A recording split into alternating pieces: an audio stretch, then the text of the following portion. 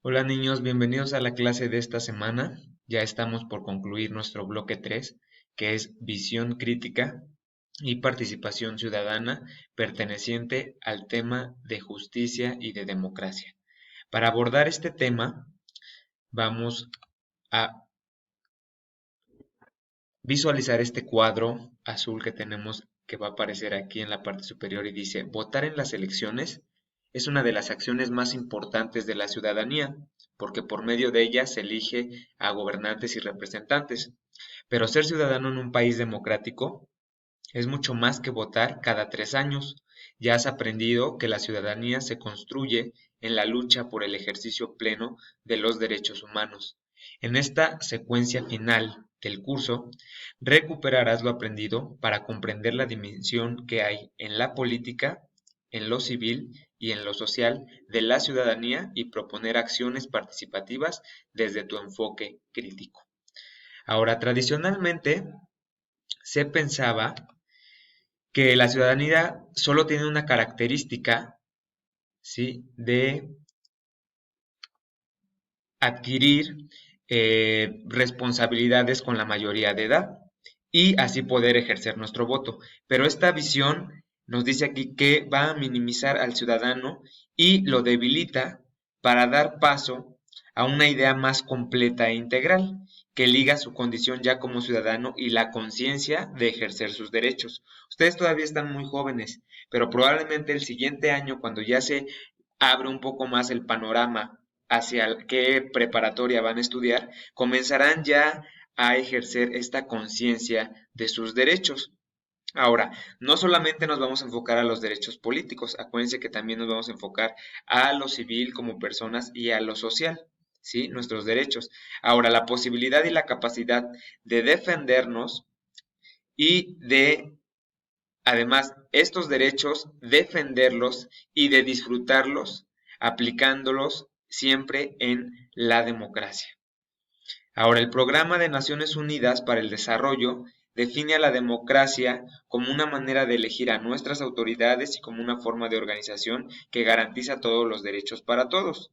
Y esto supone las dimensiones de la ciudadanía. Ya dejamos en claro qué es la democracia. Somos un país democrático, sí, porque elegimos a nuestros representantes independientemente de las corrupciones que se cometan en estas instituciones, pero sí tenemos la capacidad de elegir. Ahora, en cuanto a la dimensión política, la conforman todos nuestros derechos políticos que permiten, como ciudadanos, ser parte de las decisiones públicas o colectivas.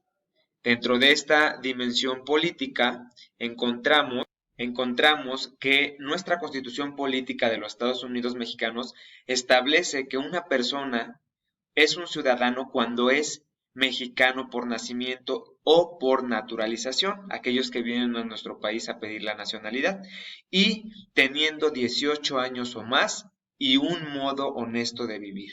Tengan cuidado con este último término porque incluso se pueden rechazar nacionalidades o la ciudadanía si no tienes un modo honesto de vivir. Con esto me refiero a actividades ilícitas que pongan en peligro la dignidad humana de las personas, como pertenecer a delincuencia organizada o etcétera. Ahora, esta mayoría de edad trae consigo un conjunto de derechos políticos que permiten al ciudadano participar en su vida política, como ser representante de algún partido político, elegir a sus gobernantes o gobernados, presentar iniciativas de ley, nombrarlo para un cargo público dentro de alguna institución de gobierno y demás actividades de interés público.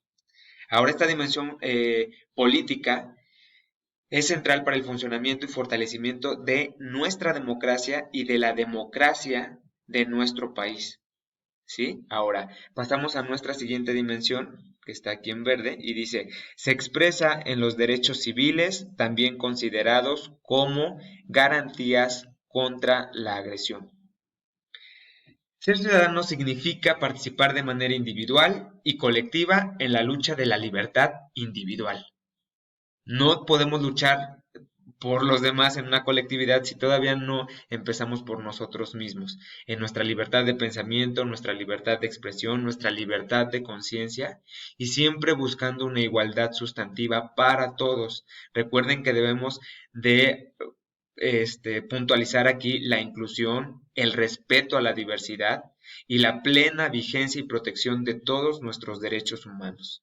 Ahora, en todo el mundo y en distintas épocas de la historia encontramos ejemplos de la lucha que se ha vivido o que han generado nuestros derechos civiles, luchas contra la esclavitud, por el reconocimiento a que todos los seres humanos debemos de tener igualdad, ajá, la búsqueda de inclusión, el respeto a la diversidad, evitar la discriminación que sufren algunos sectores de la población, evitar conflictos. Entonces, así como esta dimensión de la ciudadanía se reconoce incluso en uno de los pactos internacionales de derechos civiles y políticos que garantizan que nuestra Constitución, ajá, está, o que constata, mejor dicho, aquellas instituciones que ejercen y que protegen estos derechos civiles. Ahora después pasamos a una dimensión social. Ajá. Pasamos a una dimensión social donde nos dice que se incluyen todos los derechos sociales, económicos y culturales, los cuales permiten a todas las personas el acceso y la satisfacción de las necesidades fundamentales para vivir su cultura y tener mejores condiciones de desarrollo. Entonces, cuando hablamos aquí de dimensión social, hablamos específicamente de la ciudadanía, ¿sí? Es una sociedad, en una sociedad y en un gobierno democrático, todas las personas tenemos derecho a la seguridad social, a una educación pública, a la salud, al trabajo, a una vivienda digna, a respirar aire limpio y a beber agua potable, a practicar nuestra cultura, a hablar una lengua, es decir, tenemos derecho al bienestar que nos permita vivir de manera digna. Entonces, estos derechos están consagrados también en este Pacto Internacional de Derechos Económicos, Sociales y Culturales, y bueno, el reconocimiento de la dimensión social, económica, cultural y ambiental es relevante, es reciente incluso, y se basa en la idea de que no se puede ejercer plenamente los derechos civiles y políticos cuando no se tienen satisfechas las necesidades fundamentales que hacen posible una vida digna. Después de analizar este cuadrito, vamos a visualizar cómo hacer un México mejor en 10 pasos. Nos dice aquí, ¿cómo hacer este México mejor? En 2018, hace un año y cachito, porque estamos en 2020, más de 45 millones de ciudadanos y de ciudadanas votaron en México. Esta cantidad fue impresionante, pero lo que nos hace pensar que estos 45 millones eligieron a 3.400 ciudadanos para que gobiernen y representen nuestro pueblo mexicano durante 3 y 6 años según el cargo, nos hace ver aquí que hubo un número mayor de votantes que pudieron salir ese día a las urnas.